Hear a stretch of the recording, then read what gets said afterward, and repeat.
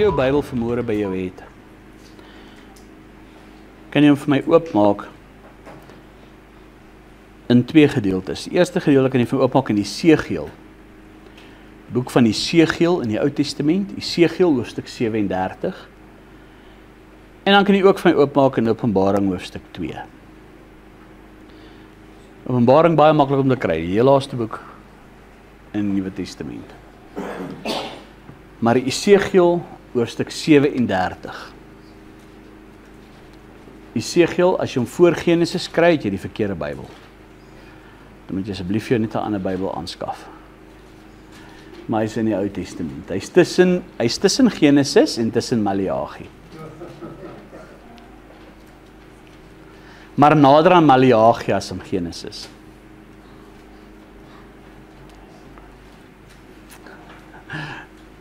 Die boek van Esegiel. Ek wil vanmôre met ons gesels oor droë bene. Droë bene. So as ek vanmôre se boodskap 'n titel wil gee, wil ek dit sommer noem, droë bene.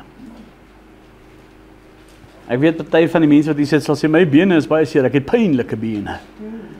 Maar dis is gevolg van die ouderdom, broers en susters. Die kinders van die Here is ook so vol skete as dit kom by die dien van die Here. En dis waar ons vanmôre 'n bietjie wil praat, droë bene. Esegiel hoofstuk 37, ons gaan daar se lees van vers 1. Die hand van die Here was op my, en hy het my uitgebring deur die gees van die Here en my neergesit in die laagte, en dit was vol bene. En hy het my by hulle laat verbygaan na alle kante toe, en kyk, daar het 'n groot menigte oor die laagte gelê. En kyk, hulle was baie dor. Toe sê hy vir my, mensekind, kan hierdie bene lewendig word? En ek antwoord, Here, Here, U weet dit. Daarop sê hy vir my, profeteer oor hierdie bene en sê vir hulle, dor bene, hoor die woord van die Here. So spreek die Here oor hierdie bene. Kyk, ek bring gees in julle in, sodat julle lewendig kan word. Nou onderstreep dit vir jou, ek bring gees in julle in, sodat julle lewendig kan word. En ek sal seënings op julle lê en vlees oor julle laat opkom en 'n vel oor julle trek en gees in julle gee, sodat julle lewendig kan word en julle sal weet dat ek die Here is.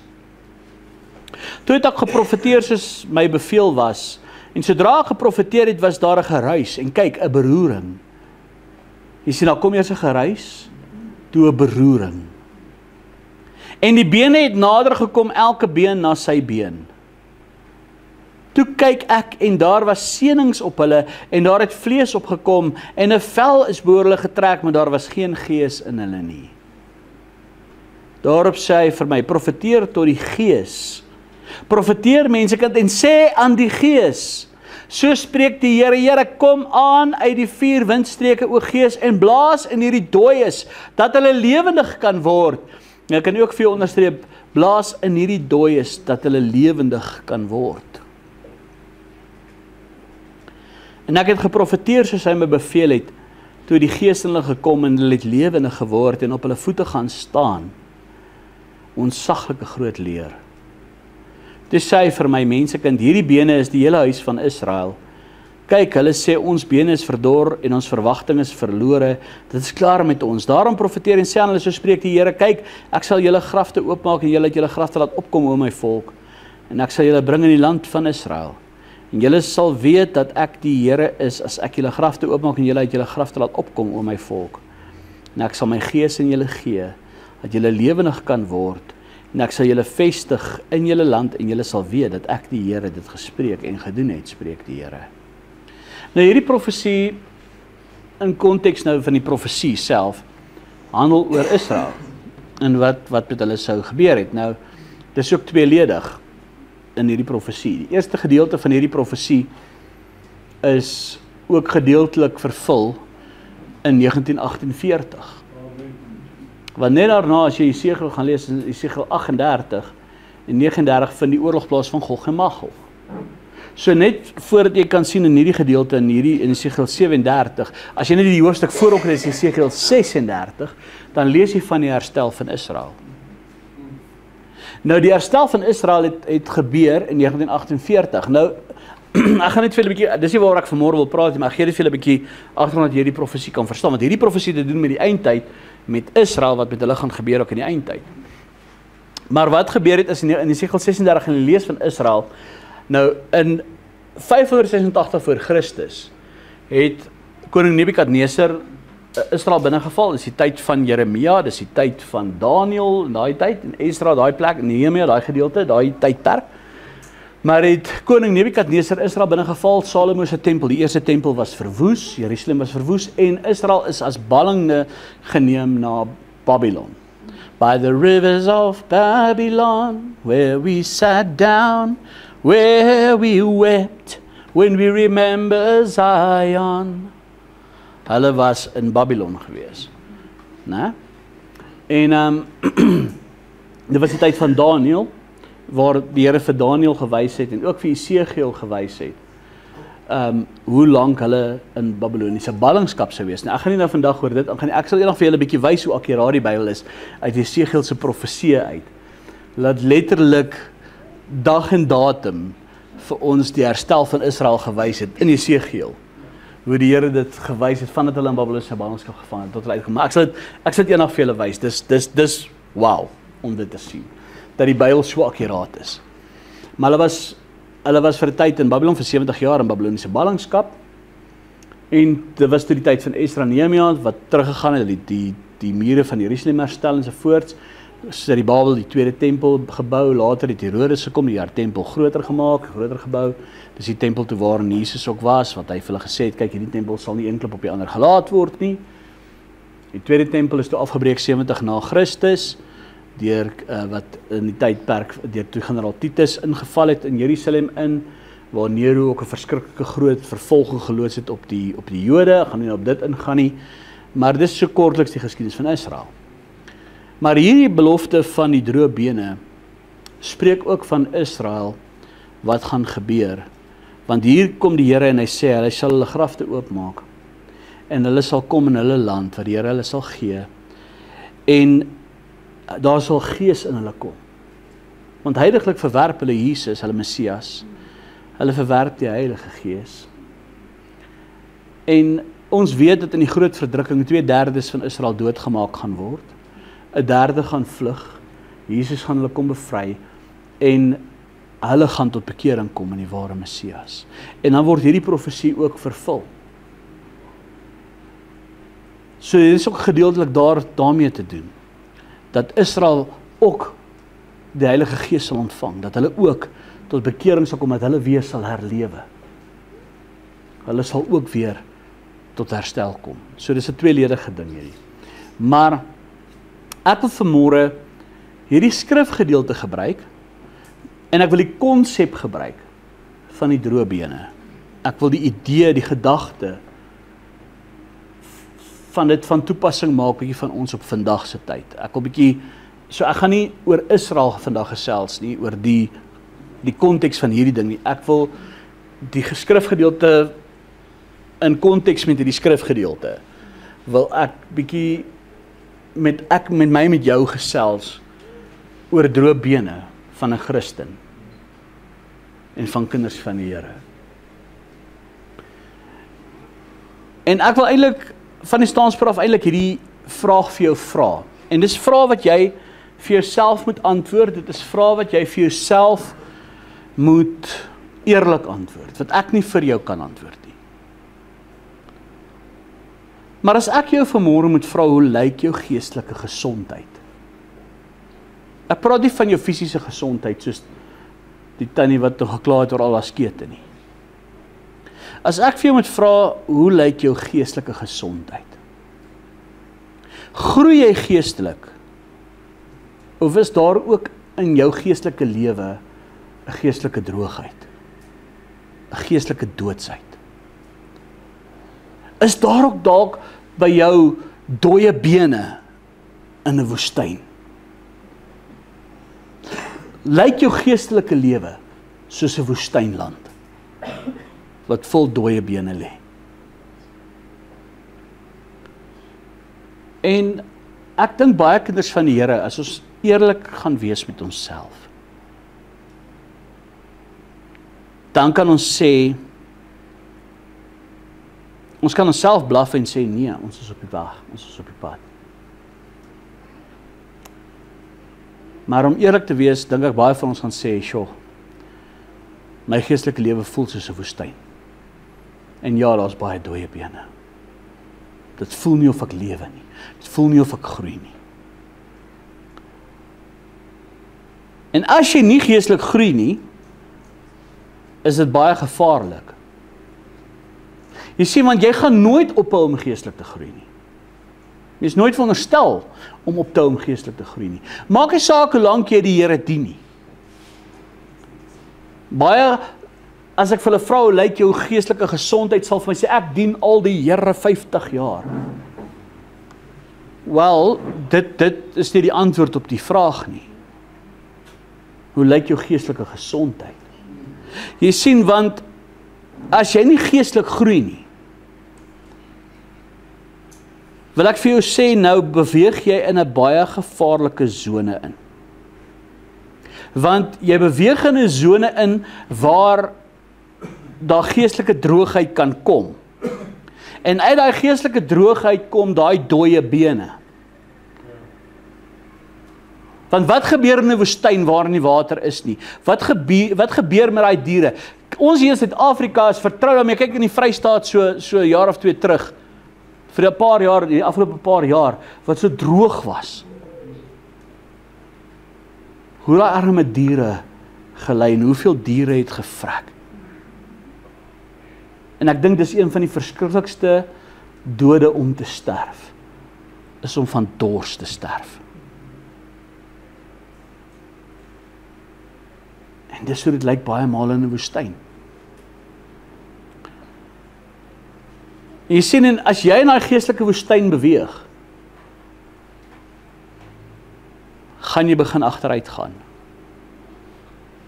Eventueel gaan jy sterwe, geestelik. En jou hele geloofslewe gaan 'n woestyn wees vol dooie bene. Jy sien, jy mag dalk op 'n stadium nou dalk wees wat jy nog heeltemal in daai woestyntyd is nie, maar jy mag dalk agterkom, ek begin stadig wegbeweeg en wegdryf van die Here af. Jy sien, wanneer ek so stadig maar seker begin wegdryf en wegbeweeg van die Here af, dis waar ek ook begin om snaakse leringe te begin navolg.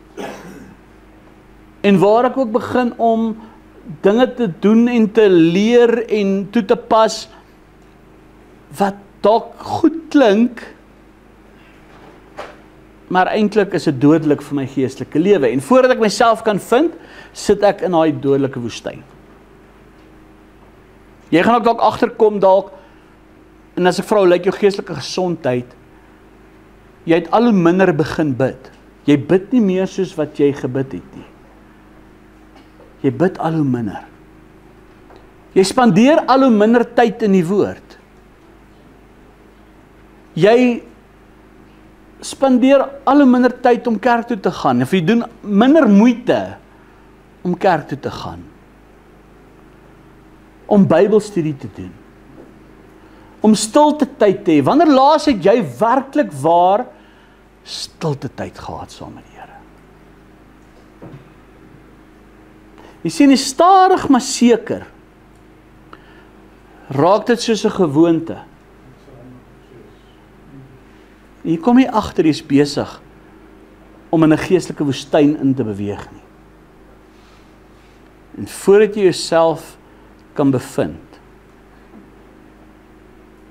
Want weet jy wat, hierdie dinge wat ek nou van noem, bietjie minder bid, bietjie minder Bybel lees, minder kerk toe gaan, minder Bybelstudie, minder stilte tyd. Dit gebeur nie soos 'n switjie wat jy afsit, net so nie. Dit gebeur stadig. Dit is 'n proses. Dis net soos daai diere wat in daai woestyn ingaan en nie kos kry nie. Hulle gaan nie dieselfde dag al dood nie. Hulle begin uit te teer. En begin al meer dors te raak en al meer honger te raak. En hulle begin maalder te raak. en op 'n dag gaan slat hy net neer. Toef. Sonder waarskuwing. Nou wil ek hê met my oopmaak in Openbaring hoofstuk 2. In Openbaring hoofstuk 2, of in Openbaring hierdie eerste hoofstuk 2 en hoofstuk 3, kom die Here Jesus en hy verskyn aan Johannes. En hierdie is Jesus self, wat in die apostel Johannes 'n visioen gee. Hy openbaar homself aan Johannes, en hy sê aan die apostel Johannes, om aan die gemeentes, die kerk, te skryf. Nou, ek gaan weer eens net die gedagte hiervan gebruik. Ek gaan nou weer nou nie in die konteks van elke gemeente ingaan en in die geskiedenis en in al daai tipe dinge nie, van die kerkgeskiedenis en al die dinge nie. Maar as ons bietjie vandag gaan kyk na die gemeente, wie is die kerk? Ek en jy is die kerk. Ek en jy is die liggaam van Christus. En hy skryf briewe aan 7 gemeentes wat in Asië is. Nou daai Asië is in Turkye, daai area. En 6 van hierdie gemeentes kom die Here Jesus en hy spreek dinge aan wat wel is. Ons almal ken dit, maar ek wil hê ons moet oplet na wat hy sê. En nou wil ek hê jy moet nou kyk in jou eie geestelike lewe na wat hy noem. En ons begin daar so in Openbaring hoofstuk 2 vanaf vers 1. Skryf aan die engel van die gemeente van Efese. So let wel, dis nou aan Efese. Dit sê hy wat die 7 sterre in sy regterhand hou, wat wandel tussen die 7 goue kandelaars.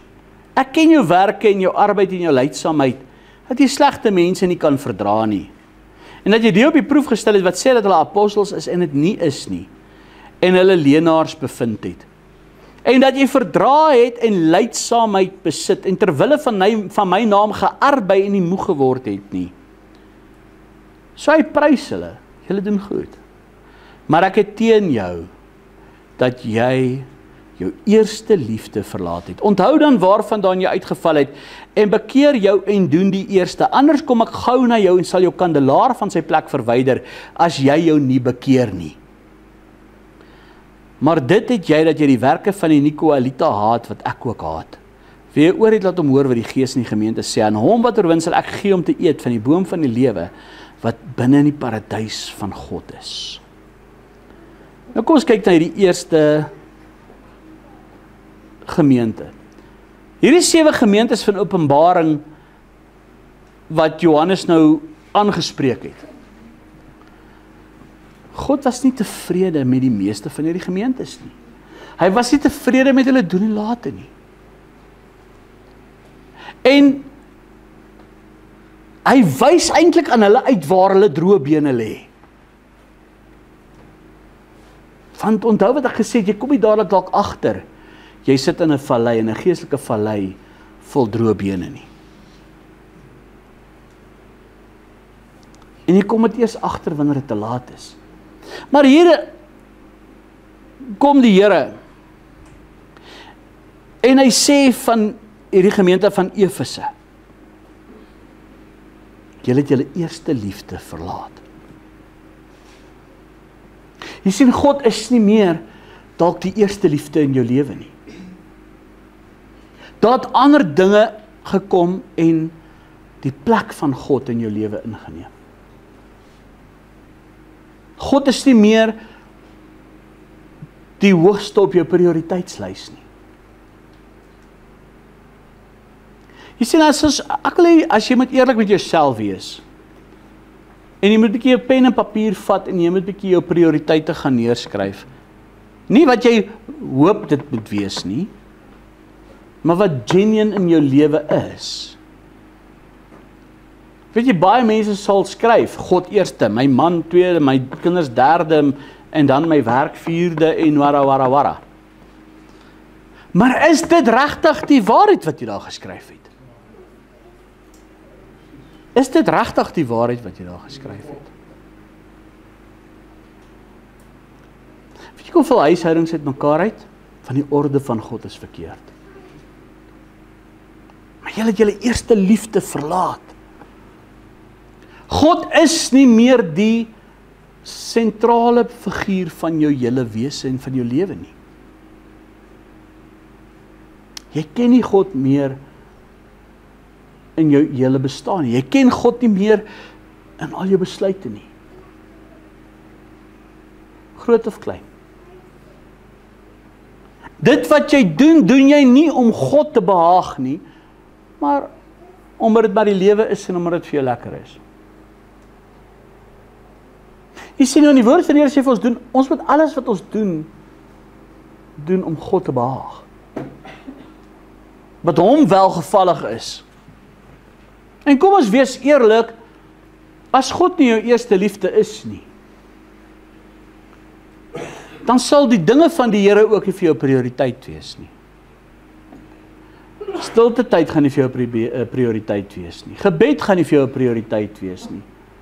Die Bybel gaan nie vir jou prioriteit wees. Die kerk gaan nie vir jou prioriteit wees nie. Weet jy wat, jou werk gaan vir jou prioriteit wees? Die visvang gaan vir jou prioriteit wees? Die shopping gaan vir jou prioriteit wees? Die kuier gaan vir jou prioriteit wees? Die party gaan vir jou prioriteit wees? Jou vriende gaan vir jou prioriteit wees?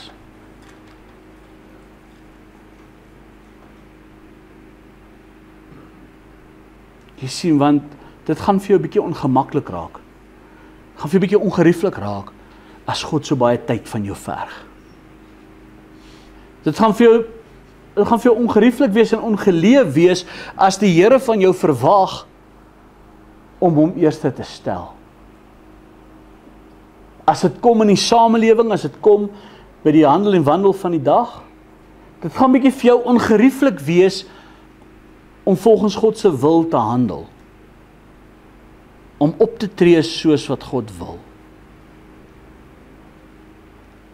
Jy het jou eerste liefde verlaat. En weet jy, dit is die gevaarlike ding. Jy kom nie agter jy verlaat jou eerste liefde nie. Jy kom dit nie agter nie. Jy dink hy is nog jou eerste liefde. Maar voordat jy jouself bevind, kom jy in hierdie geestelike woestyn, maar waar's die Here? Hoekom hoor ek hom nie? Hoekom antwoord hy my nie? Hoekom vind ek hom nie as ek hom soek nie? Want is hy ooit vir jou 'n prioriteit? Jy sien, ons baie male maak ons eie keuses, ons eie besluite.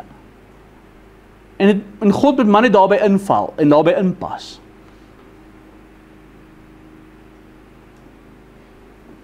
Ons kom nie agter, ons is in daai vallei nie. En ons begin uit te teer, stadig maar seker. En op 'n dag kom ons net agter, my geloofslewe is 'n vallei vol dooie bene. Ewe skielik kom ek agter, eendag gaan ek tot die besef kom, God is nie meer deel van my lewe nie. Hy is nie meer daar nie. Hy maak nie meer vir my saak nie. Kom ons gaan kyk na die tweede gemeente. Vers 8, Openbaring 2 vers 8. Skryf aan die engel van die gemeente van Smyrna. Dit sê die eerste en die laaste wat dood was en lewend geword het. Ek ken jou werke en verdrukking en armoede. Maar jy is ryk en lastering van die wat sê dat hulle Jode is en die is nie, maar 'n sinagoge van die Satan. Vrees vir niks wat jy sal ly nie. Kyk, die duiwel gaan sommige van julle in die gevangenis werp sodat julle op die proef gestel kan word en julle sal 10 dae lank verdrukking hê. Wees getrou tot die dood toe en ek sal jou die kroon van die lewe gee. Wie oor het, laat hom hoor wat die Gees in die gemeente sê. Die wat oorwin sal teen die tweede dood geen skade ly nie.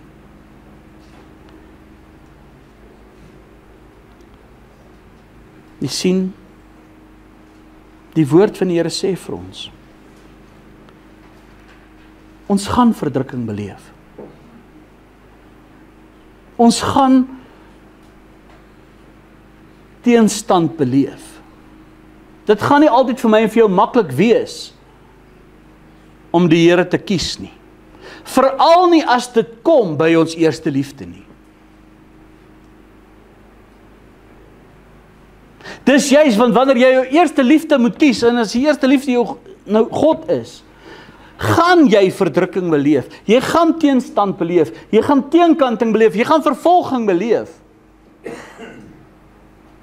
Dit gaan nie 'n maklike taak wees nie. Jy gaan swaar beleef. Maar die Here gee vir ons daai belofte. Pergamus, vers 12. Let nou op wat sê hy hierso. Dit sê hy wat die skerptees en die swaard het. Ek ken jou werke en die plek waar jy woon, waar die troon van Satan is, en dat jy en jy hou vas aan my naam en die geloof in my nie verloor nie. Selfs nie daar waarin Antipas my getroue getuie was, gedood is by julle waar die Satan woon. Maar ek het enkele dinge teen jou, dat jy daar mense het wat vas aan die leer van Bileam wat Balak geleer het om 'n struikelblok vir die kinders van Israel te werp, naamlik om afgodsoffers te eet en te horeer. So het jy ook mense wat vas aan die leer van die Nikolaïte wat ek haat. Bekeer jou, anders kom ek gou na jou toe en sal hulle oorlog voer met die swaard van my mond. Wie oor het laat hom hoor die gees in die gemeente sê aan hom wat oorwin, ek sal gee om te eet van die verborgde manna en ek sal hom gee 'n wit keursteen, op die steen 'n nuwe naam geskryf wat niemand ken nie behalwe hy wat dit ontvang. Wat het met Pergamus gebeur? Hulle het begin om valse leringe te aanvaar. Jy sien, een van die grootste struikelblokke in vandag se tyd is valse leringe. Wat geestelik hoe goed klink, reg klink, maar op die einde van die dag vat dit my na 'n vallei vol doodsbeendere. Weet jy wat is die probleem in die kerk vandag? En ek sien dit in die Pinksterkerke, ek sien dit oral. Meeste van die kerke vandag het 'n vertoning aan die vlees geword. Daar is nie meer 'n opregte soeke na God se wil nie, na God se hart nie. Die probleem in die kerk vandag is die mense dink dit lyk en klink so geestelik. Maar dit het eintlik maar 'n vorm van entertainment geword. Dit het maar eintlik 'n vorm van geword van om mense maar net besig te hou. Dit is my so hartseer vandag. Kyk, daar's niks meer fout met 'n kerk wat lewendig is vir die Here en wat lekker sing en alles. Dit is great, prys die Here daarvoor. Maar weet jy vandag, veral as jy Christelike televisie aansit en jy kyk, dan is dit so performance wat aangesit word. En mense word emosioneel opgewerk. En kan ek jou iets vertel? Wanneer die mense wil manipuleer, werk hulle emosioneel op. Werk hulle net emosioneel op. Weet jy wat is my interessant? Ek kry baie hiermee te doen. In die week te praat ek met iemand hieroor. Toe praat ons oor die ding. En ek het nou niks teen hierdie goed, maar ons praat ons byvoorbeeld oor hierdie kampe wat altyd so aangebied word. Ek het niks teen dit is great. Dis goed, dis nice. Maar weet jy wat het ek al agtergekom? Met baie mense wat ek al mee gedeel het. Dan gaan hulle op die goed, dan word hulle emosioneel opgewerk. Hulle maak impulsiewe besluite. Hulle doen impulsiewe goed. Hulle kom impulsief tot bekering, want die atmosfeer is reg. Die emosies is opgewek. In the heat of the moment word hulle nou gedoop in the heat of the moment. En weet jy wat, en dan 'n maand daarna, dan crash alles. Hoekom? Want dit was die emosionele bekering. Ek vat dit as 'n voorbeeld. Ek het niks teen die kamp, is great. Julle hoor wat ek sê. Dis goed, maar ek praat van. Die meeste van die kere word dit emosioneel. In baie kerke vandag. Weet jy wat ek ook agterkom in die kerke wêreld van vandag, en as ek praat onder kinders van die Here, is hoe baie vandag ons stry so baie oor die woord. Ek praat van stry. Ek praat nie van om valse lering uit te wys. Ek praat van ons stry oor nitty-gritty goed. Ons is besig met alles. Ons raak besig met alles. Weet jy, ons luister, ons leer ons ore uit. Weet jy hoe baie boodskappe op 'n dag kry ek, as stuur mense vir my boodskappe, hoorie, is dit wat hierdie ou sê reg? Het jy nie die gees van die Here nie? Het jy nie die gawe van onderskeiding nie? Vra vir die Here. Weet jy, baie kinders van die Here vandag weet nie eers wat hulle self glo nie. Baie kinders van die Here vandag weet nie eers wat hulle self glo nie.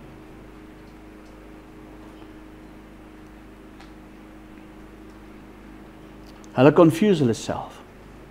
Leen hulle ore uit. Weet jy wat gebeur in daai geval? Voordat jy jouself kan vind, sit jy in 'n vallei vol doodsbeendere. Ek het altyd gesê, as jy wil weet of dit die waarheid is, toets dit aan die evangelie. Kom ons kyk na die derde ene. Die gemeente van Thyatira. Dit sê die seun van God, vers 18. Skryf aan die gemeente van Thyatira. Dit sê die seun van God wat ooit soos 'n vuurvlam in sy voete is, soos blink koper.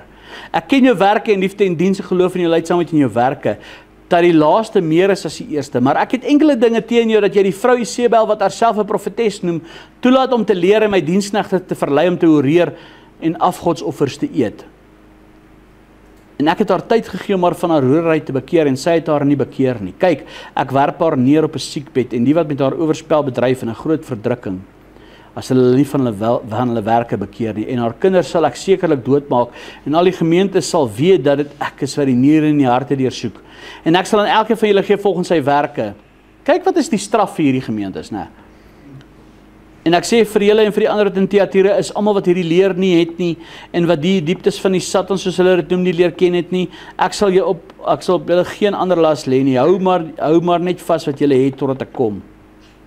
En aan hom wat oorwin en my werke tot die einde te bewaar, sal ek mag gee oor die nasies.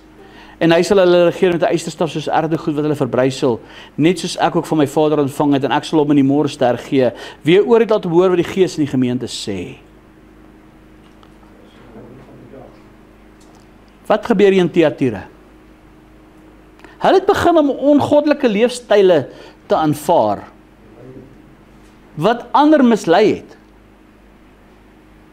Hulle het in geestelike hoerery verval. Hulle het buitekant God se orde beweeg. Hulle het geestelike hoerery bedrywe. Hulle het leefstyle aanvaar wat ander mislei het, in die sin van, jy is kind van die Here en ek is kind van die Here, het 'n verantwoordelikheid. Ek en jy moenie 'n oorsaak van struikel wees vir 'n ander nie. Jy kan nie met een voet in die wêreld staan en met die ander voet in die Here wil dien. Jy kan nie met die een voet in die wêreld wees en Saterdag aand Janie slaan vir pa deur die ceiling en sokkie bokkie, ek lei jou klokkie en die bokse klok en hop en ek weet nie wat so goed nog en dan Sondagoggend wil jy in die kerk kom. Ek wil eintlik so sê, so wat ek eerder 'n prediker hoor sê, jy kan nie Saterdag aand bring vir die hartlikheid nog wyn en dan Sondagoggend wil jy die nagmaal geniet nie.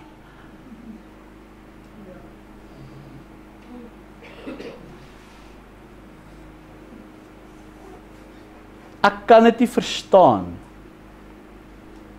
hoe kerke, en nou gaan ek baie teenkant kry met wat ek nou sê, kyk na hulle voorsangers. Saterdag aand is dit bring dit vir die handrakkie nog wyn, Sondagoggend moet hulle daai hande ophef na die Here toe. Hoe kan kerke dit toelaat? Hoe kan predikers dit toelaat? Hoe kan 'n gemeente besig wees met die wêreldse dinge en Sondagoggend verwag hulle beweeg van die Heilige Gees? Weet jy hoekom beweeg die Heilige Gees in die kerke nie? Kan jy vertel hoekom? Sê die noodwendig altyd die pastoor se skuld nie. Die Gees sal beweeg waar hy welkom is, waar hy gesoek word, waar hy toegelaat word om te beweeg, waar aanbidding is, waar voorbereide harte na die Here toe kom en sê, Here, ons wil in U teenwoordigheid wees. Ek weet nie wat heng gaan aan met die wêreld daar buite nie. Hoekom, weet jy wat, vandag kan jy nie onderskei tref tussen die kerk en die wêreld nie.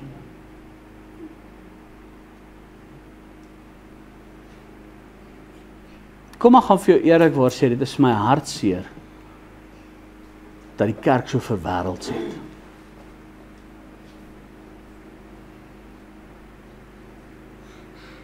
Hulle het agter, hier praat hy van Jezebel, het agter die kansel staan, en preach. Nou die dag sien ek ook daar op TikTok, daar is hierdie pastoorvrou.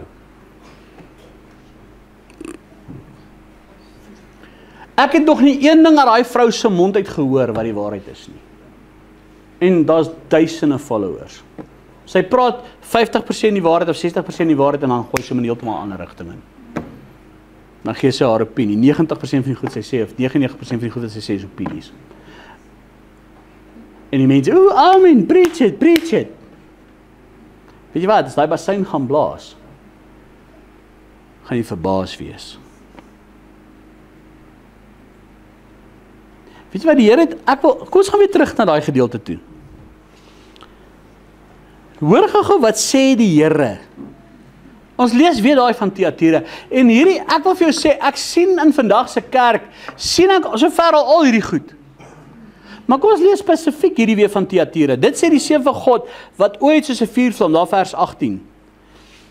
En sy voete is soos blinkkoper. Ek ken jou werke en die liefde en die diens en die geloof, dat jy lydsaamheid en jou werke, dat die laaste meer is as die eerste. Ek hoor dit sê, ja, jy doen goeie werk, jy doen goed, die kerk gaan aan, julle doen dit, julle is die kerk, yes.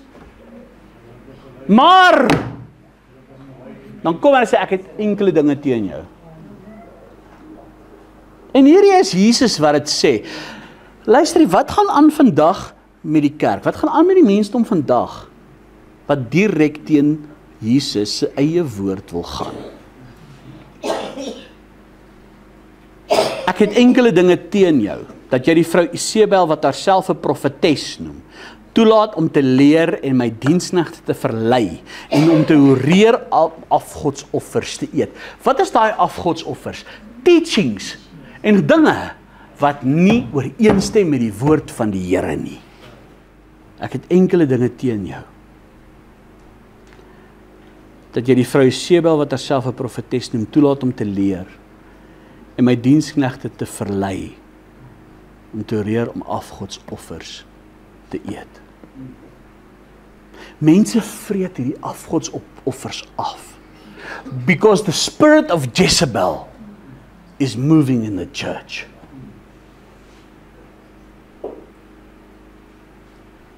En het klink so goed op die oor, van mense wil hoor wat hulle graag wil hoor. Mense wil nie meer hoor, bekeer jou nie. Mense wil nie meer hoor, breek met jou sonde nie. Mense wil nie meer hoor, daar's 'n hel nie. En die hel is 'n werklikheid. Dis 'n genuine plek. Mense wil dit nie hoor nie. Mense wil nie meer hoor, daar's 'n wegraping nie. Mense wil nie hoor, die hemel is 'n werklikheid nie. Mense wil nie meer hoor, bekeer jou van jou sonde af, want jy's besig om verderf toe te gaan nie, want dan kon sy's oordeel jy. Mense hou hulle besig met allerlei fabels, en weet jy, wanneer hulle besig is met hierdie afgodsoffers, hulle raak versadig daarmee. Wat gebeur? As jy ongesond bly eet, wat gebeur? As jy ander vetterige goeders gaan eet, en verkeerd gaan eet, en takeaways gaan eet, whatever, wat gebeur? Jy gaan opblaas, jy gaan naderhand so lyk, wat gebeur? Jy gaan 'n hartaanval kry, of jy kry 'n beroerte, of jy kry iets, en wat gebeur by eenvoudig, jy gaan dood. Nou net so in die gees ook, jy's in my vallei, en voordat jy oogies uitvee, kom jy net agter die sterf, ek val net om. Kyk wat sê die Here hierso, Vers 21. Ek het haar tyd gegee om haar van haar hoererheid te bekeer en sy het haar nie bekeer nie.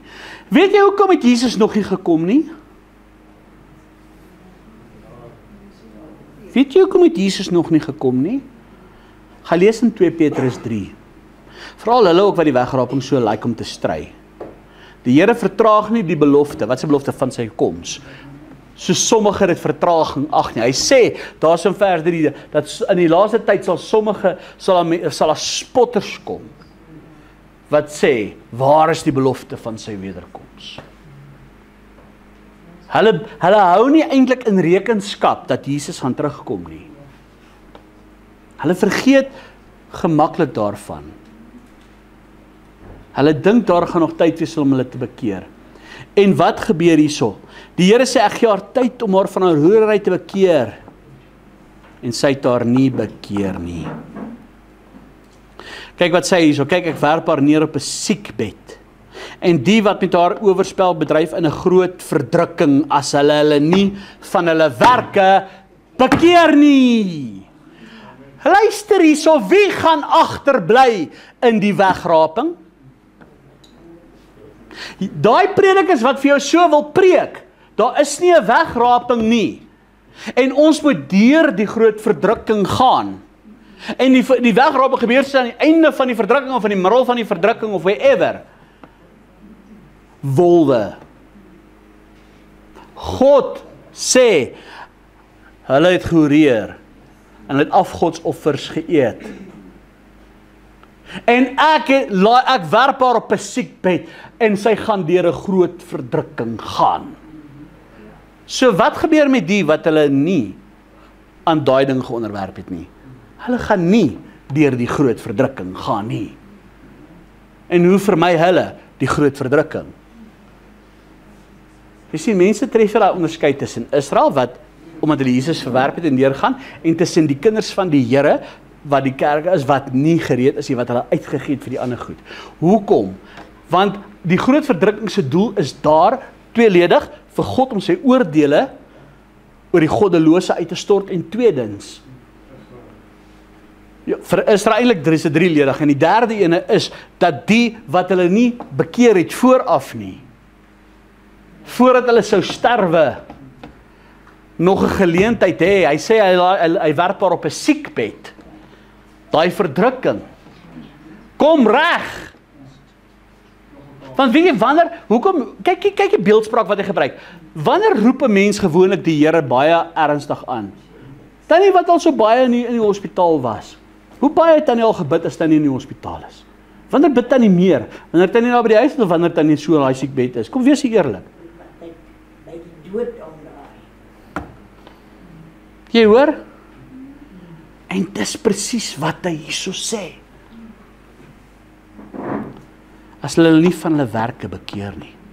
Maar as hulle van hulle werke bekeer, gaan hulle nie deur die groot verdrukking gaan nie. Enige ou wat die wegraping stry, ek wil vir jou sê, jy's 'n sot. Jy's 'n sot. Daar's nie 'n ander woord vir jou nie. En jy's 'n vals profeet. Kyk wie sê wat sê, en haar kinders sal ek sekerlik doodmaak. Wat is dit? Almal wat daai selfde ding volg, wat in daai voetspore volg. Wat doen jou kinders? Hulle volg gewoonlik in jou voetspore. Dis hulle wat aangaan met hierdie ding. Hulle wat die leierskap oorvat, hulle wat daai ding aanhou dryf. Sal ek sekerlik doodmaak, en al die gemeentes sal weet dat dit ek is wat die niere en die harte deursoek. Jy sien, God sal kyk. Hy weet wat in die mense hart is. Hy weet wat aangaan in jou hart. Hy weet wat is die ware intensie en die waarheid in jou hart. En ek sal aan elke van julle gee volgens sy werke. Maar kyk hier, so daar is 'n groep wat daar in Thyatira is, wat deel van daai stelsel is, wat in daai stelsel is, wat nie deel is van daai kliek nie, as ek dit so kan noem. Wat anderster is. Kyk wat sê die Here van hulle. En ek sê vir julle en die ander wat in Thyatira is, almal wat hierdie leer nie het nie. En die wat die dieptes van die Satan, soos hulle dit noem, nie leer ken het nie. Ek sal op julle geen ander las lê nie. Hoor jy wat sê hy? Jy sien, God is regverdig. Hy sê, hou maar net vas wat julle het totdat ek kom. Die woord van die kruis. Hou net vas wat julle het. En aan hom wat oorwin en my werke tot die einde te bewaar, sal ek mag gee oor die nasies. Hoekom? Want jy gaan saam met Jesus as koning regeer. En kyk eens, en hy sal hulle regeer met 'n ysterstaf, soos 'n erde goed word hulle verbrysel, net soos ek ook van my Vader ontvang het. En ek sal hom die môre ster gee, wie oor het laat hom hoor wat die Gees in die gemeente sê. Kom ons gaan kyk na die volgende ene. Die gemeente van Sardes. Dis daar's in Openbaring 3 vanaf vers 1. Dit sê hy wat die 7 geeste van God en die 7 sterre het, ek ken jou werke, dat jy die naam het dat jy leef, en jy is dood. Hoor jy? Dink aan die dorbene vandag. Wees wakker en versterk die wat oorbly, wat op die punt staan om te sterwe. Jy sien, hulle het nie agtergekom, hulle is besig om te sterf nie. Want ek het jou werke nie volkome vir God gevind nie. Onthou dan hoe jy ontvang en gehoor het, en bewaar dit en bekeer jou. As jy dan nie wakker word nie, sal ek op jou afkom soos 'n dief. En jy sal nie weet watter uur ek op jou afkom nie. Wow, klink dit vir jou bekend? Wil jy graag weet of die wegraping ook 'n waarheid is? Lees jou Bybel, bid elke dag, en jy sal groei. Maar jy het enkele persone ook in Sardes wat hulle klere nie besoedel het nie. En hulle sal saam met my in wit klere wandel, omdat hulle dit waardig is. Hoor gou mooi, hier's weer 2 groepe, sien jy dit? Maar dan sê hy verder, wie oorwin sal bekleed word met wit klere. En wanneer word hulle bekleed met wit klere? Openbaring 19 vers 5 en 6, by die bruilof van die lam, die wit, en die bruid, hy sê, die bruilof van die lam het gekom, en sy vrou het haar gereed gemaak, gaan lees dit, en hy sê, en die wit fyn linne, hy sê, die fyn linne is die regverdige dade van die heiliges. Wel, hulle gaan saam met die wegraping. Hy sê, omdat hulle dit waardig is, wie oorwin sal bekleed word met wit klere, en ek sal sy naam nooit uitwis uit die boek van die lewe nie, en ek sal sy naam bely voor my Vader en voor sy engele, wie oor het laat hom hoor wat die Gees in die gemeente sê. Kom ons gaan kyk wat gebeur daar in Sardes. Hulle het geestelik dood geword. Hulle het net geestelik dood geword, terwyl hulle gelyk het, asof hulle geestelik soveel goeie dinge doen, geestelik lewe is. Maar eintlik is hulle geestelik dood. Ek wil eintlik sê, in plain Afrikaans, dis daai skynheiligheid. Hulle het die beeld van Christus, maar die krag daarvan is verloor.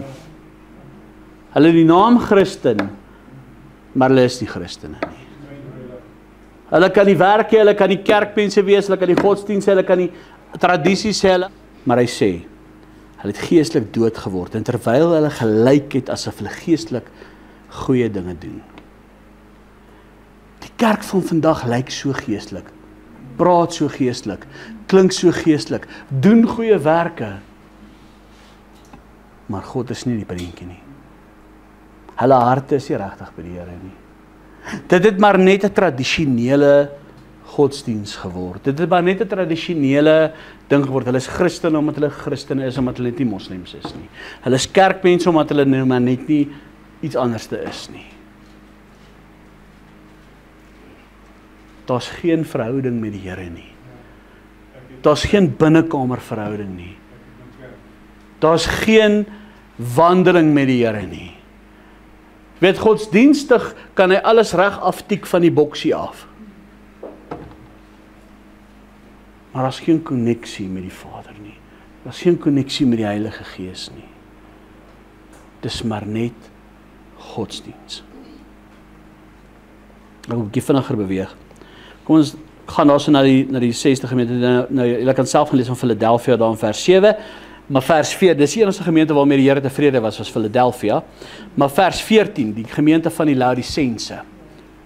Hoor nou hier, dit sê, daar's in Openbaring 3 vers 14, en skryf aan die engel van die gemeente van Laodicense. Dit sê die Amen, die getroude, die waaragtige, die getuie, die begin van die skepping van God. Ek ken jou werke, dat jy nie koud is nie, en ook nie warm nie, was jy tog maar koud of warm. Maar nou, omdat jy lou is en nie koud of warm nie, sal ek jou uit my mond spieg, want jy sê ek is ryk en het verryk geword. Ek het aan niks gebrek nie. En jy weet nie dat jy is wat elendig en beklaanswaardig en arm en blind en naak is nie. Daai is 'n baie gevaarlike plek om te wees, waar jy dink jou saak by die Here is reg. Ek raai jou aan om van my te koop goud wat deur vuur gelouter is. Wat sê hy hierso? Hoe louter jy vuur? Goud deur vuur. Hy sê dit klink eintlik snaaks om vir die Here te vra, Here gee my beproewing dat ek reg kan kom. Hy sê sodat jy kan ryk word in die klere en wit klere dat jy jou kan aantrek en die skande van die naaktheid nie openbaar word en salf om jou oë te salf sodat jy kan sien, want jy blaf jouself. Jy probeer jouself oortuig. Hy gaan verder, hy sê, almal wat ek lief het, bestraf en tugtig ek. Wees dan ywerig en bekeer jou. Kyk, ek staan by die deur en klop, as iemand my stem hoor en die deur oopmaak, sal ek ingaan na hom toe en hy sal saam met my maaltyd hou en hy met my. Aan hom wat oorwin sal ek gee hom saam met ons op die troon, sodat ek oorwin het en saam met my Vader op die troon gaan sit het. Wie oor het, laat hom hoor. Wat sê hy, hulle het geestelik lou warm geword. Jy sien, jy was daar 'n tyd gekom, jy was warm vir die Here. Jy het beweeg vir die Here. Maar jy het begin vervlou in jou godsdienst. Jy is in daai woestynvlakte. God is nie meer die hoofprioriteit nie. Jy sien, dit alles begin. Dit is interessant dat hy die heel eerste ene noem, jy het jou eerste liefde verlaat. Want alles, vandat jy jou eerste verliefde verlaat het, tot hierso, is alles een groot kettingreaksie wat volg op die ander. En wat interessant is hierso, jy is lou. Soms is jy warm, soms is jy koud. Maar in die meantime bly jy koud. Weet jy, ek het eendag tegen ons gesê, as jy warm is, prys die Here. As jy koud is, prys die Here, want jy kan altyd warm word. Maar as jy lou is,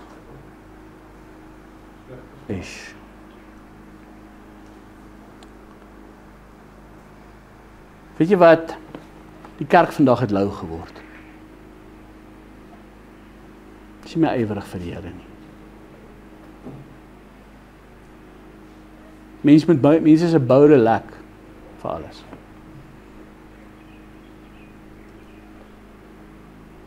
Mense doen alles met 'n trae gesindheid vir die Here.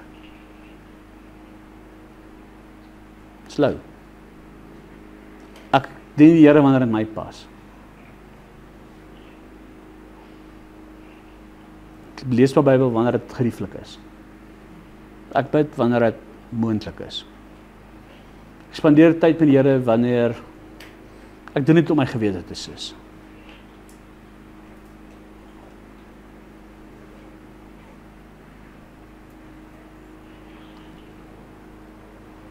Jy sien, die Here gee vir hulle hierdie waarskuwings. Hy wys uit waar hulle droë bene lê. En hy sê vir elke kerk, bekeer julle. Keer terug na God toe, as julle geestelik lewend wil bly.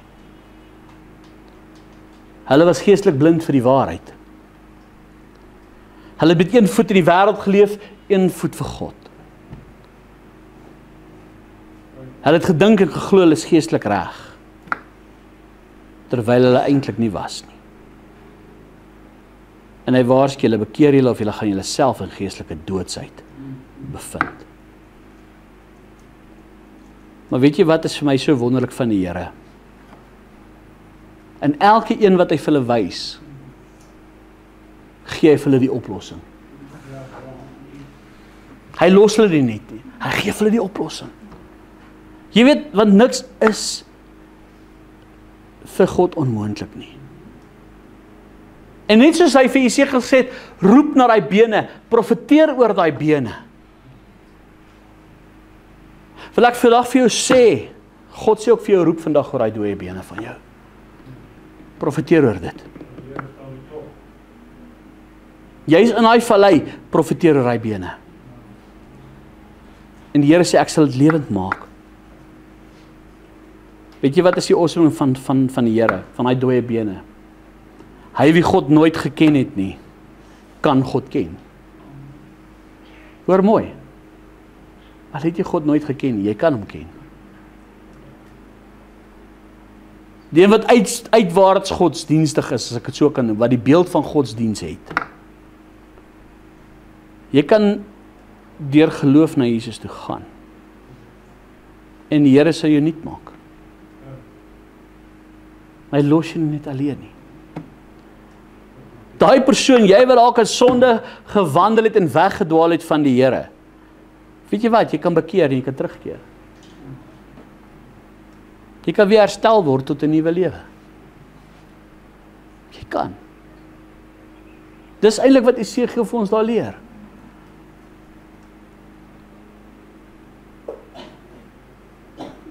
Jy wat geloof het, soos hy genoem het met die ander gedeeltes. Jy wat wandel in die geloof. Jy kan net getrou bly in die Here. En jy sal dit maak. Jy sê die Here gee vir ons die oplossing saam met hierdie goed.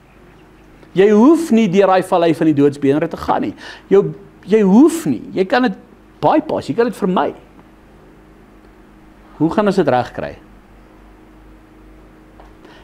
Wat sê die heel eerste punt? Jy het jou eerste liefde verlaat. Soek eers die koninkryk van God en sy geregtigheid.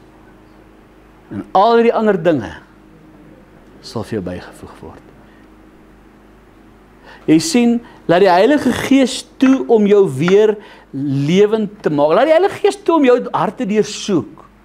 En aan jou te openbaar waar jou dooie bene lê. Enige area wat jy dooie bene mag hê. Laat hy dit vir jou wys. Weet jy, ek wil vir jou sê, begin weer te bid. Maar, begin weer te bid vir herlewing. Begin weer te bid vir herlewing vir jouself. Here, maak hierdie dooie bene wakker. Wat sê die Here het gesê, die bene het bymekaar gekom, maar daar was geen gees nie. Maar die Here gesê, spreek tot die gees. Praat met jou siel. Praat met jou gees. Begin by jou, bid ook vir ander. Bid vir jou kerk. Bid vir jou familie, bid vir die predikers. Begin weer te bid vir herlewing. Bid vir die mense rondom jou. Vra 'n bietjie die Here weer vir herlewing. Kyk, ek is een van hulle wat glo dat ons nie 'n groot herlewing gaan sien voor die wegraping nie. Maar in die liggaam van Christus, vir hulle wie Jesus dien, sal daar herlewing wees.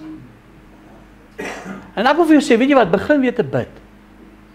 As daar mense is wat jy ken wat van die Here af weggedwaal het, weet jy wat, al praat hulle met jou, ren af by 'n lys, staan net voor 'n lys, bid net vir hulle. Bid dat hulle terugkom weer die Here vind. As jy vir jou kinders wil bid, hulle is nie eens by jou nie, vat dit hulle foto, sit dit jou hand so op, Here, bid vir hulle. Begin weer in te tree, begin in te tree vir die kerk, begin in te tree vir die dienste, begin weer in te tree. Weet jy wat is vir my so mooi, daar is soveel getuienisse, wat ek al gehoor van hierdie geloofs, ek wil sê die God's Generals, waar hulle gegaan het, waar daar in 'n dorp was wat niks van die Here wou geweet het nie, waar hulle elke oggend opgestaan het, hulle daai strate gestap en het voor die huise gaan staan, en nie die nagmaalbeker afgegooi het nie, maar hulle het voor die huise gaan staan, en dan het hulle begin bid oor daai huise, bid vir daai mense, hulle geroep tot bekering. Jy onderskat die krag van gebed. Verwag en glo. Maak 'n keuse vir die Here. Maak 'n keuse dat jy gaan dieper groei in geloof. Maak 'n keuse dat jy die Here gaan vertrou en verwag die onmoontlike. Begin God te vertrou. Kies om te wandel deur geloof en nie deur aanskouing nie.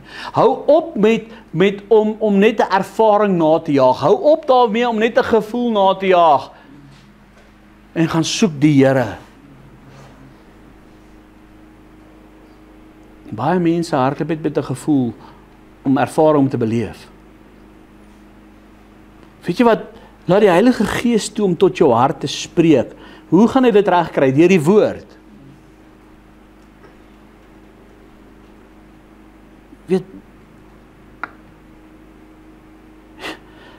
dit is my nogal awesome as jy bietjie deur die woord lees. Hoe sekere gedeeltes net op 'n sekere dag vir jou uitstaan. En as dit gebeur, gaan sonder af en jy gaan sien hoe die Heilige Gees met jou gaan spreek. Begin bietjie weer 'n lewe van lofprysing en aanbidding. Wanneer jy dit gedoen? Weet jy wat is een van die powerfulste dinge wat jy kan doen? Vat my woord hiervoor. Vat my woord hiervoor. Kyk, ek weet dit is moeilik vir ons, Veral as jy kinders het so vroeg in die oggend wat raas en te kere gaan en rumoer en dit is 'n besige dag, ek verstaan dit. Maar weet jy wat, een van die dinge wat ek, dis nou voordat die Hanka en die kinders daar was en so vroeg in die oggend besig was, weet jy wat ek altyd gedoen het? Nou ek het Eileen het altyd 'n uur voor my werk toe gegaan. En daai uur as hy gegaan het, voordat ek moes werk toe gaan. Dan vat ek 'n worship serie. Dan sit ek kom in, ek het 'n serie sommer saamgestel met songs wat altyd tot my hart gespreek het. En dan het ek gaan afsonder en ek het net begin worship. Weet jy daai dag, die dag het net gevoel, God is in control. Maak nie saak wat die dag gebeur het nie. Daar wat ek dit nie gedoen het nie. Kyk, dan het ek het geweet. Dat ek gevoel, ek verloor beheer. Ek weet nie hoe om te bly staan nie. Want dis hoe jy leer, Here, ek is afhanklik van U, my voete is geanker op U. En as jy dit kan doen, vroeg in die oggend, jy staan 2 ure vroeër op.